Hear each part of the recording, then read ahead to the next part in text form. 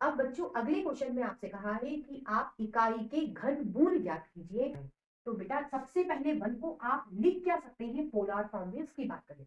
One को आप लिख सकते हो cos 2n पाई प्लस आई साइन 2n पाई। अब बच्चों सबसे पहले समझते हैं कि वन को मैं ऐसा लिख कैसे सकती हूँ। देखिए cos 2n पाई बेटा 1 होता है, ठीक है, और sin 2n पाई 0 होता है, तो ये तो 0 हो गया।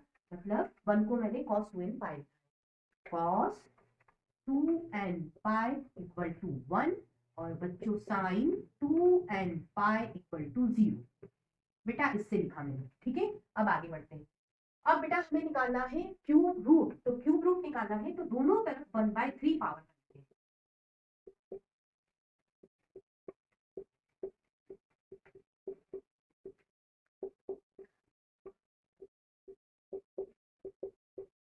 ठीक है। अब बच्चों यहाँ पे आप डी मोलर थ्योरम यूज कर सकते हैं। थ्योरम क्या है उसकी बात कर लेते हैं। थ्योरम बेटा ये है कि ये जो पावर होती है बेटा एंगल के साथ आ जाती है। यहाँ मैं उसको लिख देती हूँ cos theta plus I sine theta whole power N equal to cos, ये जो एन पावर है बेटा एंगल के साथ हो जाएगी तो एन थीटा आई साइन एन थीटा। इस थ्योरम का बेटा यहाँ यूज करेंगे, ठीक है।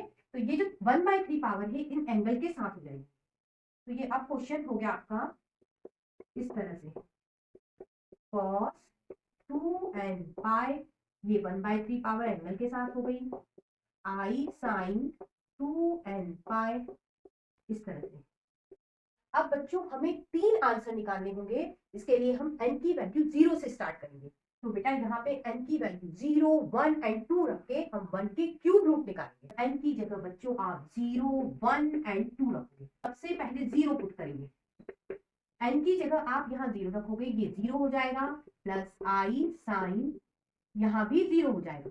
cos 0 1 होता है और sin 0 0 होता है। तो ये बेटा हो गया कंप्लीट सॉल्यूशन 1। आगे n इक्वल टू 1 पुट करेंगे। यहां जब आप 1 रखोगे तो ये हो जाएगा 2 पाई अपॉन 3, यहां भी वही होगा 2 pi upon 3, cos 2 pi upon 3 plus आई साइन 2 पाई अपॉन 3। अब बेटा cos 2 पाई अपॉन 3 की वैल्यू होती है -1/2, आई साइन 2 पाई अपॉन 3 की वैल्यू √3/2। अब बच्चों n इक्वल टू 2 पुट करेंगे। जब आप यहाँ पे n की जगह 2 रखोगे तो 2 इंटू 2 4, ये pi upon 3, cos 4 pi upon 3 plus आई साइन, यहाँ भी n की जगह आप 2 रखोगे तो ये हो जाएगा 4 पाई अपॉन 3।